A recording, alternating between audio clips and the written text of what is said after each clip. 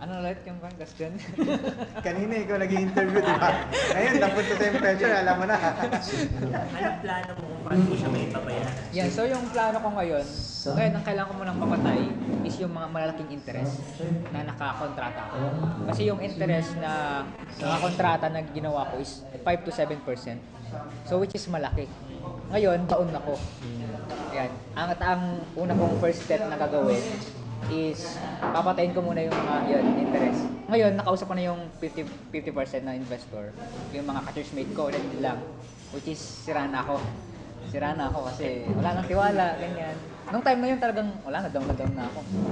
Gusto ko ng give up na ako, ganun. Pero, praise the Lord, dahil meron akong pastor na sabi niya, kung alis ka pa sa church, hindi ka na mag-church, tapos lumala ka sa Panginoon, saan ko pupulutin yan? Ako, nagtuloy-tuloy ako, nag-church ako. Kahit parang, pag nag-church ako, dun yung mga investor ko.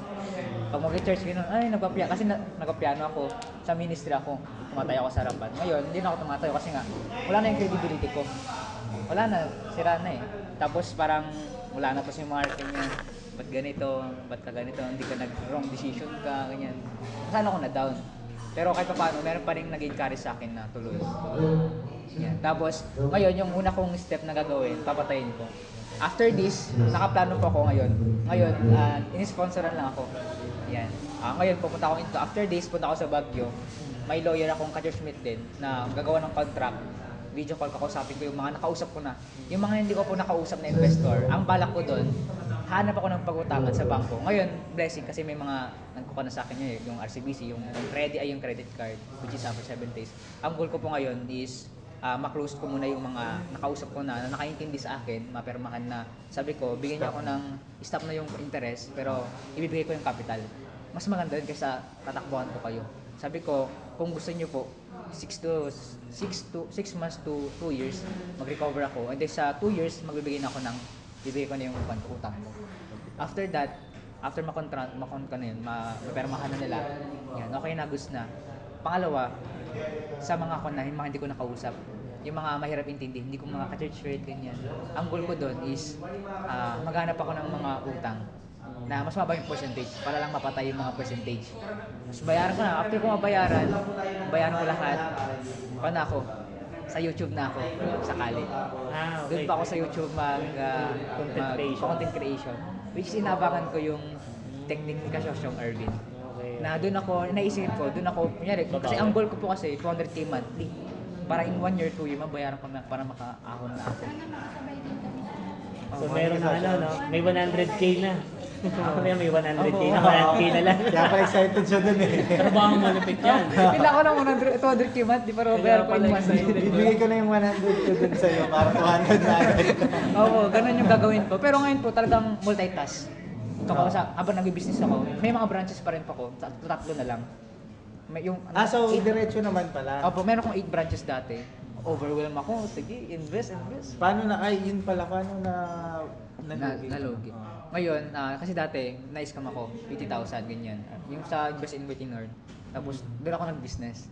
Lumabas doon yung Tara Gcash ko, Tara G na business, Gcash business. Tapos, na-brush out ako. Ngayon, merong idea na yung crowdfunding, pero hindi ganun. Yung 5% monthly, wala na agad, bagsak na agad. Ngayon, nag-push pa rin ako na makabangon. May nag-invest sa akin, ganyan. Dami kong naloko.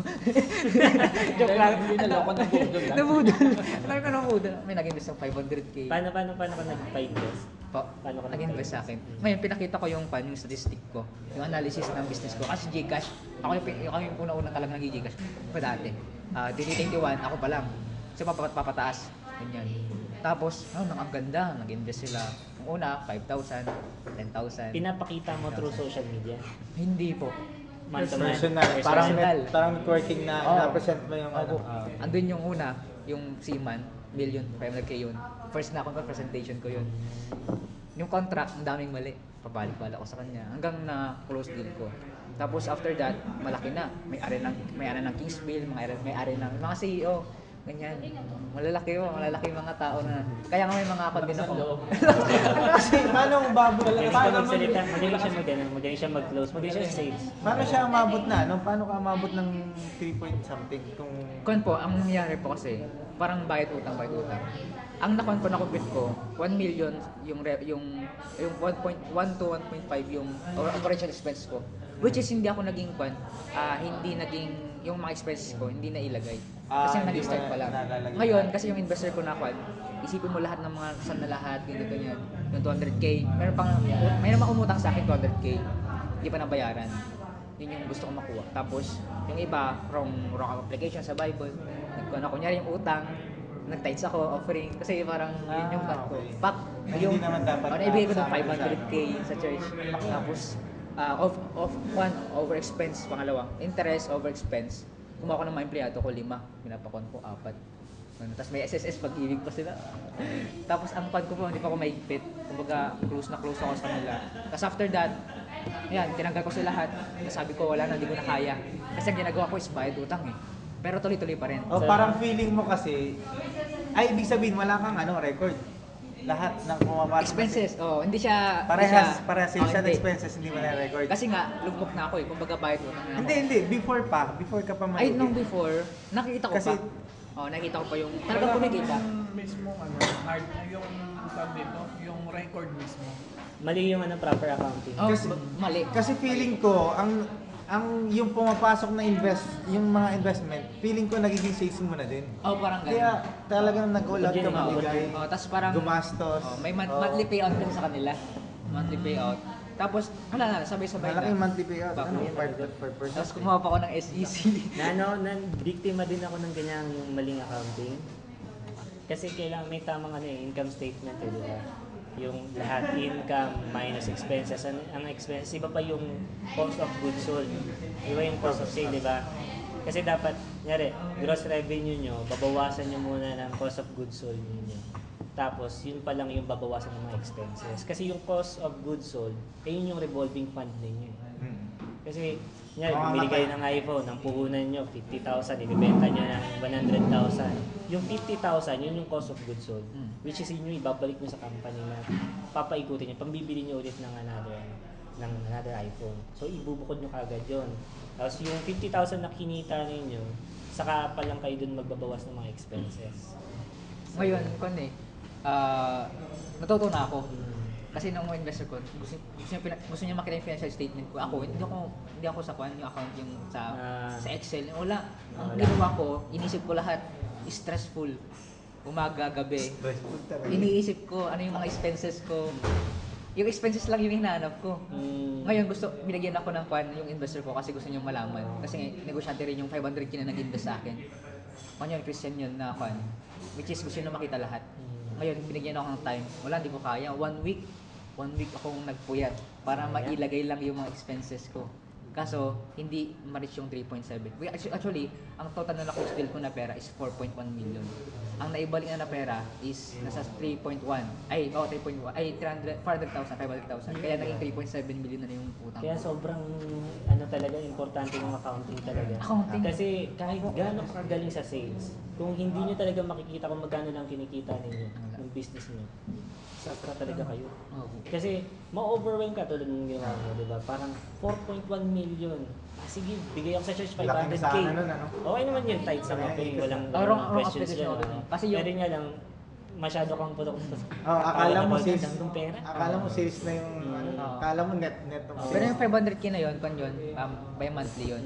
Mas lalo yung naka-cross deal ako ng 500k, 100k. Nag-tights na ako. Tapos ang mahirap pa, kasi tatlo eh. Interest, over expense, magbigay ako. Magbigay ako. Talagang todo-todo ka, no? Todo-todo. Mali mo, nagamit mo na yung pera Gamit ko na yung personal. pera, personal. Ganun sabi ko, naman, ganito ganyan lang. Babalik naman. Nag-invest mo. Yun yung tatlo yung wrong ko. Interest ang laki, tapos over expense. Hindi ako, mabait ako sa mga employee ko, ganyan. Tapos, konti na naman yung ginagawa nila, pero ang dami nila. Tapos, ayun, ang problema ko, yung di ba may app akong Taraji. Doon lahat ka nagre-record, mga branches ko. Ngayon, tatlo na lang yung branches ko na buhay, na talagang kumikita pa. Coffee shop, yung coffee shop. Hindi po, yung Taraji, parang Taraji, yung Gcash ng mga branches, mga kasing cash out ng pay bills, ganyan. Nawala na rin yung isa kasi nga, yung pinang payout ko na ng pondo, binigay ko na, ganyan. Tapos, tatlo na lang, hanggang ngayon, tuloy-tuloy pa rin naman, kailangan ko ng pondo. Ngayon, binigyan ako ng pasor ko ng pangpondo. Kasi di ba nagbigay ako ng search, binigyan ako ng 50,000 from the start ulit, from scratch. Ganyan. Tapos ngayon, hanggang wala na, ngayon, discourage ako bakit yung app na yung app na IT ko, hindi na ako nire-replyan. Now, which is nung sinabi ko na sana replyan nyo ako kapag i-operate na yung app ulit. Tinuro naman sa akin, pero nakalimutan ko na. Kasi developer siya. Developer na. Opo, andun yung app. Dalawa na yung nagawa. Yung app kasi na ginawa ko, meron akong YouTube channel, di ba po? Doon ko nilalagay yung mga Gcash na tutorial para yung mga customer. Tapos yung mga cash and cash out, mga lalagay din yung mga sales, ganyan. Kaso ang problema ko, dapat makagamit ko pa yun para pang start ulit ng business. Ngayon, dahil hindi ko na makontak ulit yung IT na yun, sabi niya nung una, sige sir, tutulong ka namin. Freelance siguro. Tutulong ka namin. Saka wala din kayong contract. Wala. IT, ano. May contract kami pero wala na, hindi ko na pa nila kasi wala nang pasahod eh. Biglaan lang din, hindi ko na sila sinibigyan. Kaya, ayun, wala na rin yung app, back to zero ako, manual ulit. Ganun. Ang laki ng inimbes ko dun sa app eh. Una, actually, kung naman po, hindi naman po siya contract. Kasi siyempre, arawan ko kasi yung IT na Hindi, yun. yun sa Sa app po ko eh. Siya po gumawa nun eh. Wala naman talagang bayad talaga. Walang bayad. Yung IT, Tapos, yung sweldo ng IT mismo yung Actually, binabayaran. web developer talaga siya. Inaral nila nung nasa business na company. Ang sweldo niya po is 500 per day eh. So ilang months pa lang siya, 3 months pa lang. Tapos nagawa niya na. Sa yung developer. Ako. Libre ng app. Libre yung app. Oo, kasi wala kang binayaran ng shop eh. Samantalang meron talagang maintenance yung app na dapat Opo. binabayaran mo din yung... Hindi, meron akong naano sa Go. 20k yung pag-create ng app. And then, nasa yun na yun, yung kung paano nila i-maintain. Yun yung babayaran. Kala ko po may talagang buwan eh. Merong subject. Kasi meron akong una akong IT na gumawa ng isang app una. Yun yung. Kaso nga lang, hindi kami kasundo. Kailangan ko lang ito, monthly sales. Wala. Kumuha ko ng pan. Ayaw ko nakita ganyan. Ganyan. Kumuha ko ng bagong pan IT. O ito yung ginawa na ng una kong IT. Ginaya niya. Tapos nag-improve. Tapos ngayon wala na.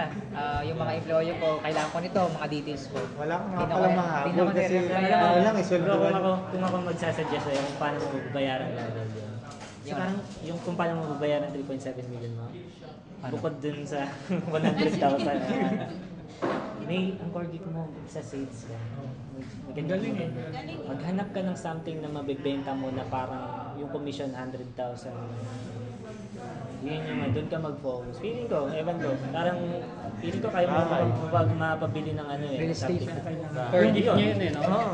Buy and sell nga dapat. Actually, bago po ako nag-fund business, Hindi ka mag-buy sell kung wala kang ano. pera. Pwede ka na mag-enter. Oo nga, totoo ako, kailangan din kita. Kasi nag-crowdfunding ako. Sige, ako lang. So, di ba pwede mo ibenta yung mga ano ko? Tapos Oo, baka pwede, siya benta. pwede po. Noong una po kasi, 7 years old. Diba? Magaling, di ba? Nagpapa ako financial advisor po ako ng Pro Life UK Insurance. 17 years old, training pa lang ako. Hinihintay nila yung birthday ko para makakakuha ako ng license. Kasi nga, bata.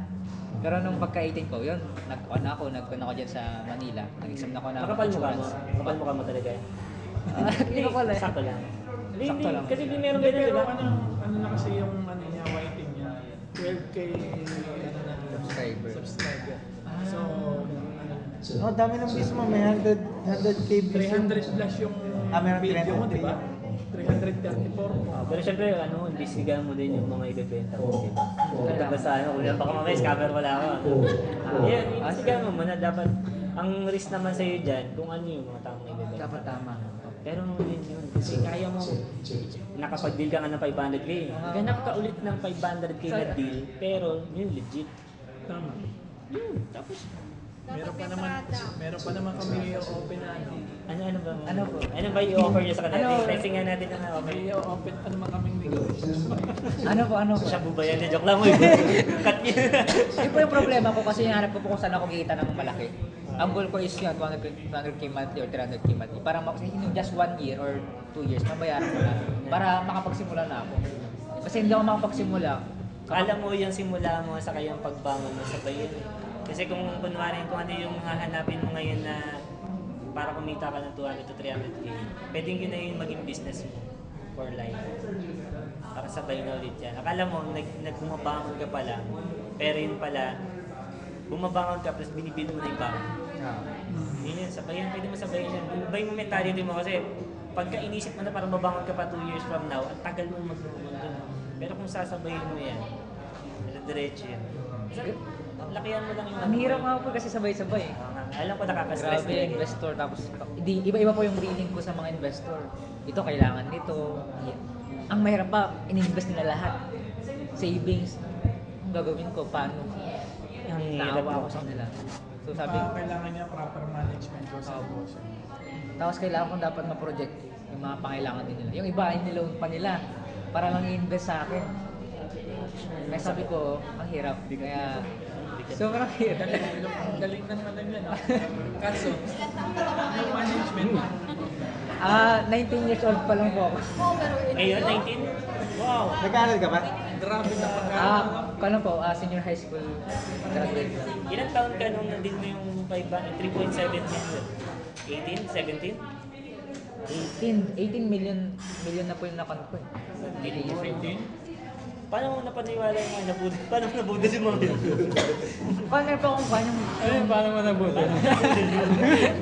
Ang galing nga po eh, kasi natuto ako sa IT ko. Yung dapat magkano yung sales mo monthly, per day, dapat yung sales mo. Ipakita mo sa investor mo. Ito yung sales ko, ganyan, monthly, per day. Level ko yung magkano yung cash in, magkano yung cash out per day. Is mayroong statistic or analysis po na ipapakita. Ito. Tapos ito yung goal ko, na ganito ganyan. Yung mga goal ko hindi nangyari. Kasi wala, tuloy pa na, sabay-sabay na po. May investor akong binabayaran, meron akong expenses na labor, tapos meron pa akong monthly na yung mga... Grabe, no? Feeling ko kaya kaya na ano yung mga investor hindi rin sila marunong maghanap. Feeling ko nakita nila yung gross. Kasi Gcash yan eh.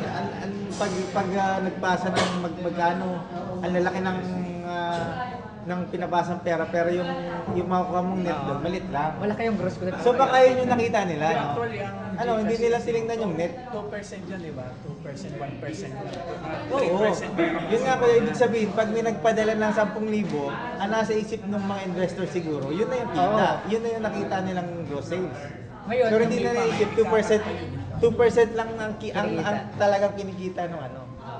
Hindi, mabilis kasi ang gulong ng ano eh. Pera. In-out, meron kayo. Oo sabi nga, ko- hindi. Ang ibig sabihin niya, yung sa report niya ng sales, million yun pag kinompute mo. Tingin ko yun yung nakita nila, pero hindi nila nakita yung net. Tsaka hindi ko na sinabi yung talagang... Baka hindi mo naman sinabi yung totoo. Hindi ko na... Yun nga, hindi sinabi niya eh. Yung nung una, sinabi ko yung totoo.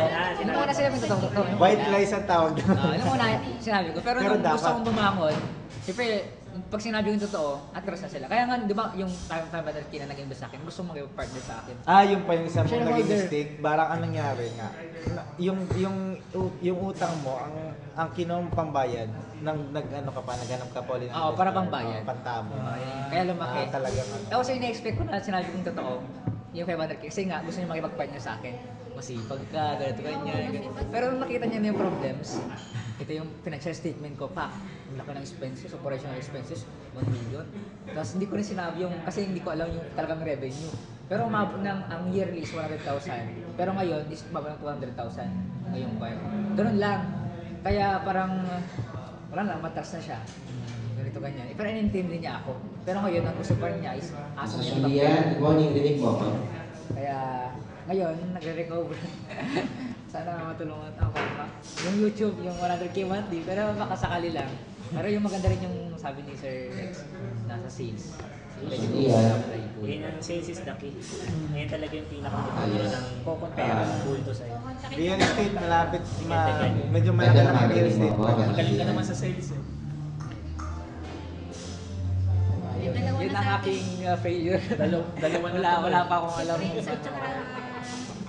Ano nga? Prinsip na yan. Kasosyo ito, solid. Businessman. Baon sa utang. Bakit? Hindi naman trabahador ang ano eh, part owner kayo ng company. Sinisave stock. Ano ba ganun niya? Oo, part or honor. Sige, kukunin ko na din kay part owner. Bro, ay, thank you po. Tama siya.